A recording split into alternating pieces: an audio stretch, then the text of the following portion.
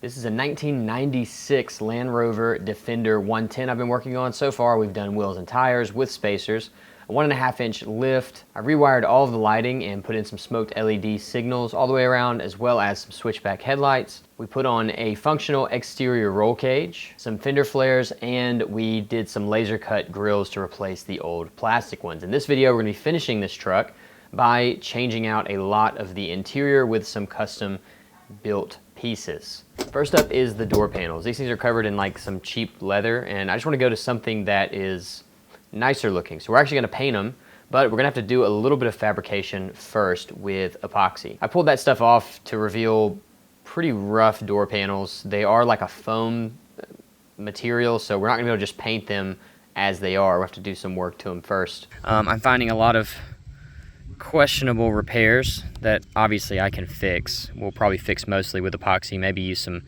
fiberglass here to build up some thickness. We've got that there. We've got a crack here. We've got a whole section was cracked. Where was that? Is it up here? No, where was that? It's on this piece somewhere. Oh no, it's the other one. But yeah, one of the other ones is a whole section's cracked. So we're going to go ahead and epoxy and get our smooth surface. Get rid of all these blemishes with the epoxy. That'll strengthen the door panel up a lot as well. And then we'll go behind them just like they did with fiberglass, but cleaner, and we will reinforce it. So that's next. I'm using a tabletop epoxy that I've used in the past, and it just works well. I'll link it below.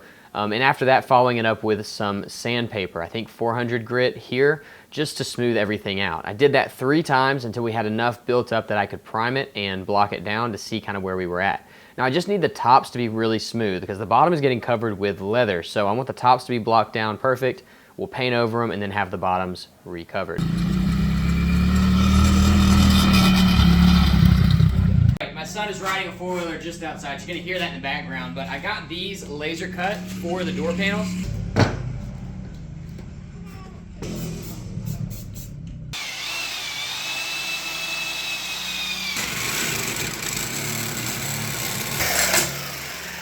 All right, now the benefit of using the spray paint method is that now we can place this onto the door panel and all of our holes line up perfectly.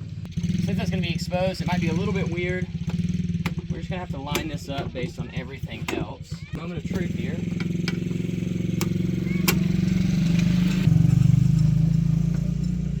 But I think the factory door, we'll get that sorted too. Here's where things got interesting. I dropped these off with the upholsterer, and he covered the tops instead of the bottoms. And so that meant that I had to redo the bottoms to make them smooth enough so that they would look good in paint. This was unfortunate because the bottom half of the door panels was in worse shape than the tops, so I had to do a lot of work. But after sanding and painting again, they ended up turning out okay.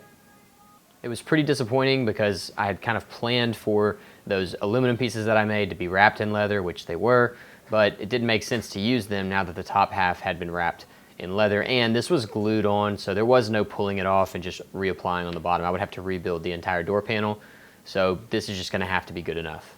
And we got a little bit lucky here in that the panel lineup was really close to the dashboard, and so it kind of looks like it was supposed to be this way, even though I didn't originally design it this way. And it ended up looking okay, and I'm happy with it, so we can move on to the next project. Speaking of the next project, it's going to be a new gauge bezel. We wanted something that looked a little more simple than the factory plastic one and something a little less plastic. So I designed this in CAD. It's just a flat sheet metal piece that's bent in some spots with tabs for mounting. I did it all based on measurements of the car, sent it off to Send Cut Send, and then I got this.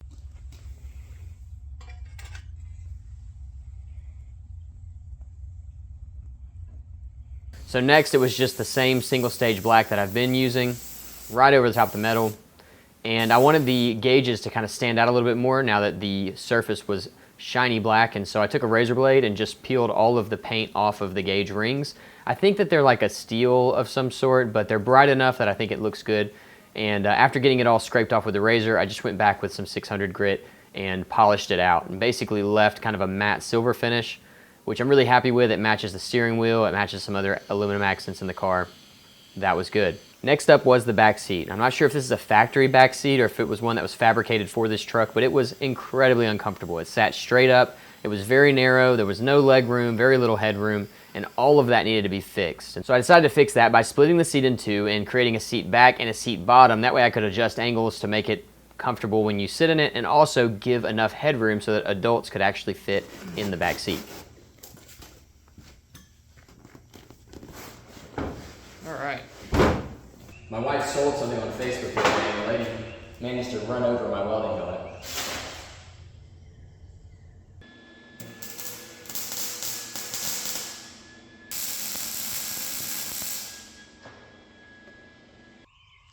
All right, so I'm not filming this. I'm ready to have this project done. But for those of you who are interested in how I managed to do this, basically this stays the same. I bent these brackets down here down. They will mount to the floor. That kind of tilts this backwards. And then over here, I added in some riv nuts into the frame. And I'll show you how those mount in once we get it.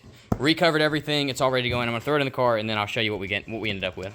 So you guys saw the feet that I made, that I welded to the bottom. This is the other half of the mount. This is going to bolt in